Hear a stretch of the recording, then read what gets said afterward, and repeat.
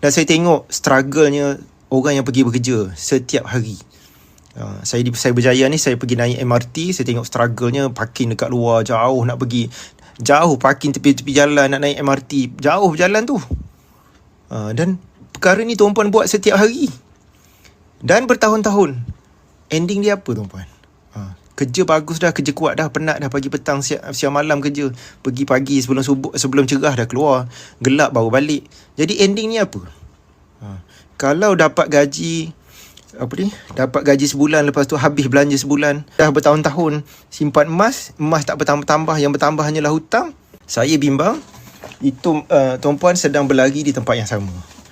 Berlari di tempat sama ni penat tak habis. Ending dia ialah tak ada apa-apa lah. Okay. Jadi saya tahu tuan-puan ni bekerja kuat, tapi biarlah kita bekerja kuat ni dengan ilmu. Bila kita ada ilmu, seolah-olah kita mengapak ni pakai kapak yang tajam. Kalau kerja kuat tanpa ilmu, mengapak dah, kerja kuat dah. Hari-hari pergi kerja, pergi pagi balik petang, pagi-pagi balik petang, tapi ending dia hujung bulan bayar hutang. Penat bertahun-tahun kerja.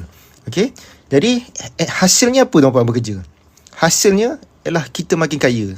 Sekejap lagi saya akan explain tentang kekayaan. Sebelum tu saya tunjuk dululah item-item emas Papigo ni.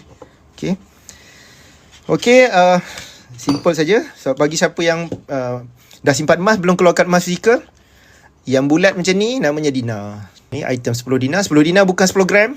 10 dinar tengok ni. 10 dinar berat dia 42.5 gram.